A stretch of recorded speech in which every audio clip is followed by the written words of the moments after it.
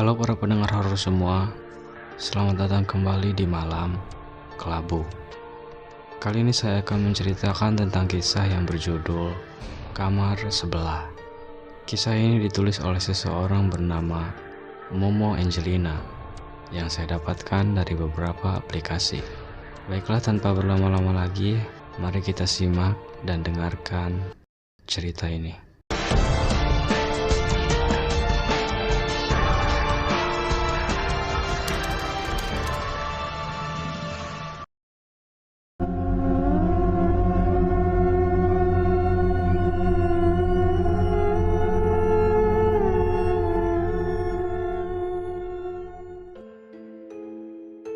28 Februari tahun 2000. Raffi, tolong simpan kardus-kardus ini ke kamar di sebelahmu.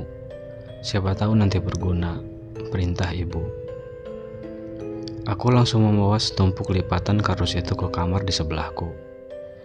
Saat itu kami sekeluarga baru pindah, sehingga banyak barang yang harus kami tata. Untung saja rumah baru kami sangat besar dan berlantai 2. Jadi kami tidak usah bersempit-sempitan lagi seperti di rumah lama. Saat aku masuk ke ruangan di sebelah kamarku, jendela besar langsung terpampang di sana tanpa tirai. Aku bisa melihat pemandangan hutan dari sana dengan sangat jelas. Pucuk-pucuk pepohonan melambai-lambai, seolah-olah mengajakku untuk pergi ke sana.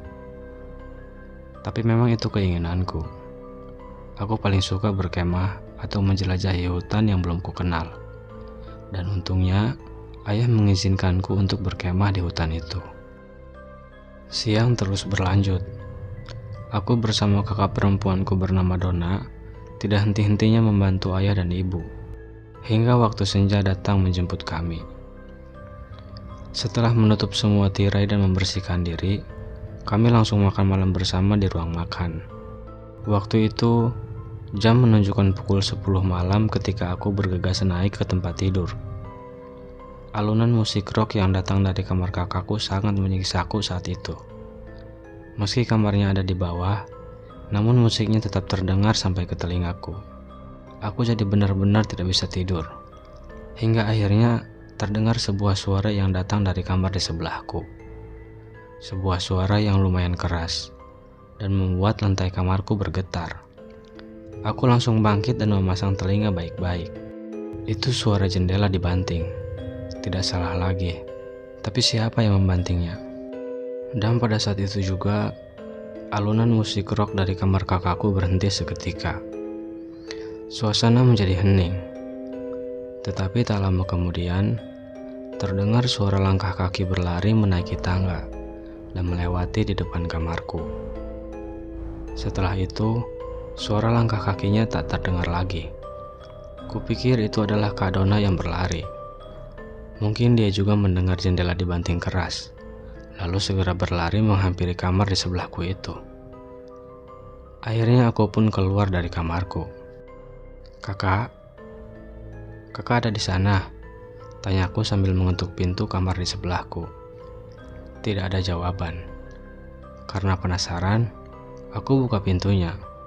Ternyata di dalamnya sama sekali tidak ada siapa-siapa, dan jendela besarnya masih tertutup dan terkunci. Aneh sekali, pikirku. Tiba-tiba ada suara seorang anak perempuan meminta tolong. Tolong aku. Aku benar-benar terkejut. Siapa itu? Tolong aku. Aku berpaling ke sana kemari, mencari asal-muasal suara tersebut. Namun aku tidak menemukannya. Dan meski aku sudah berbaring di kamarku, suara menyeramkan itu terus-menerus menghantuiku sepanjang malam. Aku benar-benar tidak bisa tidur. Benarkah? Ujar Kak Donna. Padahal kan aku membiarkan kaset rockku menyala sampai tengah malam. Tidak mungkin. Aku benar-benar mendengar kalau suara musik rock di kamar kakak mati setelah ada suara jendela dibanting itu. Lalu terdengar suara kaki berlari menaiki tangga. Jelasku. Saat itu kami sedang makan pagi. Aku ceritakan semuanya kepada kakak, ayah, dan ibuku. Ibu hanya tersenyum mendengar perkataanku. Mungkin kamu hanya bermimpi, kau tidak biasa dengan rumah ini, sehingga halusinasimu mulai bermain dan mengganggumu. Kalau sudah terbiasa pasti tidak akan begitu, tambah ayah. Aku mengeluh di dalam hati. Mengapa mereka tidak pernah percaya padaku? Sedangkan pada Kak Dona, semua yang diceritakannya selalu ditanggapi dan dipercaya. Aku dan dia kan hanya beda 5 tahun. Aku kelas 4 SD, sedangkan dia kelas 1 SMA. Tapi kata teman-temanku, orang yang lebih tua memang lebih dipercaya. Oh ya, nanti malam pamanmu akan datang menginap di sini, kata ayah membuyarkan lamunanku. Ia akan datang bersama Arin. Biarkan mereka memilih kamar yang mereka mau untuk ditempati. Arin. Ya, siapa yang tidak mengenal dia? Anak itu sebaya denganku, tetapi punya kelebihan. Dia pintar, manja, dan cantik. Orang tuanya yang kaya raya membesarkannya dengan penuh kasih sayang. Semua yang diinginkannya selalu dipenuhi. Di depan orang tuaku atau orang lain, ia adalah gadis manis yang penuh sopan santun. Tapi di depanku, ia adalah anak yang sombong dan licik. Kenapa harus memilih? Biar saja mereka tidur di kamar sebelahku. Tukasku kesal. Ayah menatapku. Raffi, dengarkan ayah. Pamanmu yang menemukan rumah besar ini. Pamanmu yang meminta pemilik rumah ini agar harga jualnya dipotong sehingga tidak terlalu mahal. Dan pamanmu juga yang membayar setengahnya. Ayah diam beberapa saat, memperhatikanku lekat-lekat. Mereka adalah tamu istimewa kita. Jadi, jaga sikapmu ketika mereka datang. Kalau kau berbuat yang tidak-tidak lagi, ayah yang akan menentukan hukumannya. Mengerti? Dan malamnya, mereka benar-benar datang. Ayah dan ibu mempersiapkan semua ini dengan matang. Makanan mewah dihidangkan di meja makan yang panjang dan besar. Semua ruangan dipel, dan Kak Dona mengenakan baju terbaiknya. Sialnya, Arin memilih kamarku untuk ditempati. Aku pun terpaksa tidur di kamar menyeramkan itu. Hanya dengan satu buah matras, selimut tipis dan sebuah bantal yang keras. Menyebalkan. Arin hanya tersenyum puas sambil bertolak pinggang saat ia memilih kamarku dan melihatku merengut karenanya. Malam pun tiba. Seperti biasa, aku tidak bisa tidur. Lampu tidak aku matikan, dan kubiarkan selimut membungkusku hingga ke hidungku. Aku tetap terjaga. Rasanya waktu berputar cepat sekali. Pukul 9, pukul 10, pukul 11. Dan aku tetap tak bisa tidur. Telingaku pasang baik-baik. Tetapi saat itu sama sekali tak ada suara apa-apa. 1 jam pun berlalu. Tidak 1 jam. Tetapi pukul 11 lewat 59 menit 55 detik. Jam dinding terus kuperhatikan dan kuhitung detiknya. 56, 57, 58, 59. Dan saat itu, lonceng jam di ruang tamu berdentang keras. Itu sedikit membuatku terkejut. Aku benar-benar tak percaya. Inilah pertama kalinya aku dalam seumur hidup tidak tidur hingga jam 12 malam. Tiba-tiba sesuatu terjadi.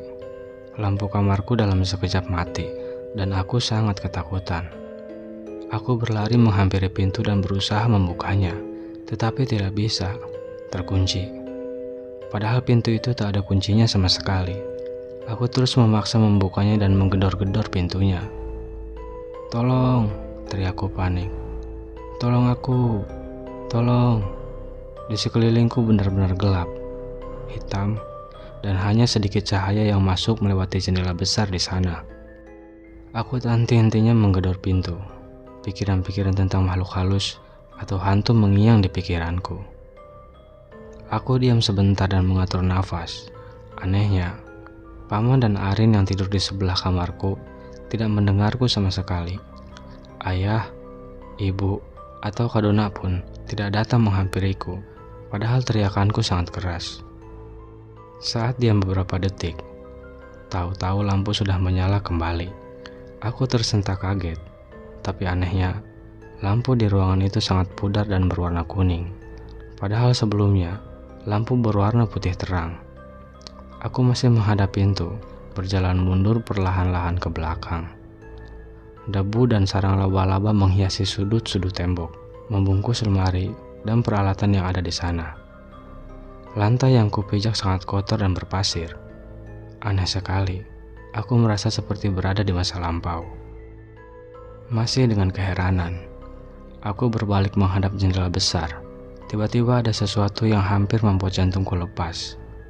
Ada sesuatu yang membuat urat nadiku hampir putus, membuat kakiku bergetar hebat karenanya. Mulutku menganga lebar, mataku terbelalak. Aku seperti disambar petir. Ya, di sana, di jendela itu, sebuah sosok anak perempuan seumuranku tergantung melayang dengan tali tambang melilit di lehernya. Dia menghadap ke arahku. Gadis itu memakai baju daster hingga ke lututnya. Seluruh tubuhnya berwarna putih pucat. Rambut hitamnya yang panjang sebahu tergerai menutupi sebagian wajahnya. Tetapi dapat kulihat dengan jelas, matanya melotot lebar, seolah-olah akan keluar. Mulutnya terbuka sedikit, dan darah mengalir lembut melalui hidung dan mulutnya. Kakinya yang telanjang bergelantungan dan bergerak sedikit ketika ada angin yang menerpa. Aku menjerit kencang sekali. Ini bukan rumahku. Ini bukan ruangan itu. Kubawa kaki ini berlari menghampiri pintu dan memaksa tanganku membuka pintu itu. Tetapi pintu tetap terkunci. Aku panik, sangat panik. Ayah, ibu, tolong aku. 29 Februari tahun 1992. Di sudut ruangan itu, Lisa merapatkan kedua lututnya, menunduk dan menangis. Sudah lebih dari seminggu, ia disekap di dalam kamar kosong tanpa ada yang menemani seorang pun. Hanya ada 2 buah obor yang terpajang di dinding menyinari sedikit ruangan itu. Cahaya bulan merembes masuk melalui jendela besar di belakangnya. Sudah banyak korban berjatuhan, dan yang mengalami pasti selalu anak perempuan. Dan kini, Lisa pun ikut terpilih. Semula ia tak terlalu mengerti akan hal itu. Namun ketika ada sekelompok pria tak dikenal menawarkan permen dan boneka, Lisa terbujuk dan menuruti perintah pria-pria itu. Lisa dibawa ke suatu tempat yang jauh sekali dari rumahnya. Ia disuruh masuk ke dalam sel yang penuh dengan jeruji mirip seperti penjara. Di sana banyak sekali anak-anak perempuan seumurannya yang sedang duduk membungkuk. Wajah mereka yang sangat memelas, seolah tidak ada harapan yang akan menyelamatkan mereka dari kengerian itu. Mereka semua sangat kurus dan cekung. Dan inilah awal malapetaka yang dialami Lisa. Gadis cantik itu harus menerima siksaan yang amat sangat menyakitkan. Ia tidak bisa bertemu dengan kedua orang tuanya.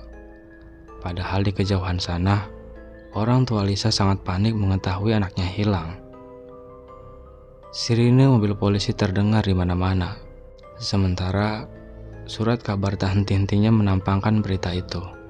Bertuliskan, penculikan anak terus berlanjut. Satu persatu anak di dalam ruangan itu dipanggil dan dijual ke luar negeri. Lisa tidak tahu tentang itu. Yang ia tahu, pasti anak yang dipanggil akan dibawa pergi ke tempat yang sangat jauh. Dan di sana akan dijadikan budak dan disiksa terus-menerus. Dan sekarang, tepatnya tanggal 29 Februari, tinggal Lisa yang terakhir berada di sel itu. Keheningan malam sangat mencekam dan menyiksa dirinya. Baju daster selutut sudah dipakainya selama seminggu. Ia juga menggigil kedinginan. Angin kencang terus menerpa hingga ke tulang-tulang kurusnya. Sebelumnya, Lisa dan beberapa anak lainnya sudah berusaha untuk kabur. Mereka dengan susah payah membuka jendela besar yang digembok dan dirantai. Tetapi suatu kali mereka berhasil. Mereka bisa membuka jendela itu. Namun, ketika melihat ke bawah, hanya sungai kotor dan hutan yang tampak. Belum lagi, ketinggiannya mencapai beberapa meter. Dan anak-anak itu terlalu takut untuk meloncat ke bawah. Pada saat itu juga, angin di luar berhembus kencang hingga membanting jendela besar itu. Suaranya sangat keras seperti gempa. Salah satu pria yang ada di bawah langsung berlari menaiki tangga dan memarahi anak-anak itu. Tiba-tiba Lisa berpikir, apa yang harus ia lakukan agar ia tidak seperti anak-anak yang lainnya? Bagaimana cara agar ia dapat menghindar dari semua itu? Ia sangat marah pada dirinya. Seharusnya, anak berumur 10 tahun sudah bisa menjaga diri sendiri.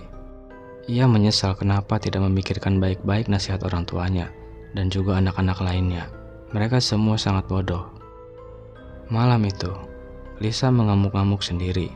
Ia menangis, menendang-nendang tembok, meloncat-loncat, mendumel sendiri, dan berteriak-teriak seperti orang gila. Tiba-tiba ia melihat sejumput tali tambang di sudut ruangan. Tangisnya mendadak berhenti. Ia berpikir, ia pasti bisa melakukan sesuatu dengan tali itu. Pasti. Lisa tersenyum dan tertawa terbahak-bahak. Ia terus tertawa sambil berjalan mengambil tali itu. Kemudian ia perhatikan paku yang sudah berkarat yang terpajang di atas jendela besar. Tawa Lisa meledak lagi. Gadis malang itu mengambil kursi kayu dan menyimpannya di dekat jendela. Setelah menaikinya, ia mengikat tali tambang pada paku dengan sangat erat. Lalu di ujung lainnya, ia membuat simpul tali melingkar seperti sebuah lingkaran. Kemudian ia berbalik dan memasukkan tali itu ke lehernya. Ia pun membiarkan dirinya bergelantungan di jendela itu, membiarkan nyawanya lepas dari tubuh mungilnya. Kejadian itu terus terjadi setiap 4 tahun sekali di bulan Februari. Dan bangunan tempat penjualan anak itu pun sudah dibersihkan dan dijadikan sebuah rumah megah. Tetapi, jendela besar tetap terpasang rapi di dinding, tanpa meninggalkan sedikit pun sisa-sisa luka seorang anak. Dan setiap ada anak perempuan berumur 10 tahun berada di bangunan itu, saat tanggal 29 Februari, ia akan ikut merasakan penderitaan seperti yang pernah dialami Lisa. 29 Februari tahun 2000. Aku tersentak kaget, nafasku tersengal-sengal. Kulihat di sekelilingku, aku masih duduk di atas matras, dengan selimut tipis dan bantal keras. Lampu di ruangan itu masih berwarna putih terang, dan sama sekali tak ada debu atau sarang laba-laba di sana. Lantainya juga bersih, tidak berpasir. Apakah ini semua hanya mimpi? Yang kuingat terakhir adalah, terakhir kali aku memukul-mukul pintu dan memanggil ayah dan ibuku. Kugali lagi isi pikiranku. Di dalam mimpiku, aku melihat penderitaan Lisa. Aku melihat bagaimana sosok gadis itu. Dan aku mengerti, suara anak yang meminta tolong kemarin malam pasti adalah suara Lisa saat ia disekap di sel. Suara jendela dibanting keras itu tak lain adalah ketika Lisa mencoba kabur dan membuka jendela. Tiba-tiba angin kencang datang membantingnya. Lalu suara tapak kaki orang itu pasti adalah suara langkah pria yang berlari menghampiri sel, dan sel itu sedang kutempati sekarang. Kejadian 8 tahun lalu terus berulang dan menimpa anak perempuan. Syukurlah, aku bukan anak perempuan. Tapi, tunggu dulu.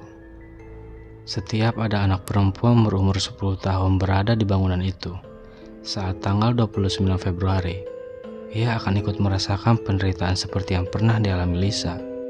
Anak perempuan 10 tahun. Jangan-jangan.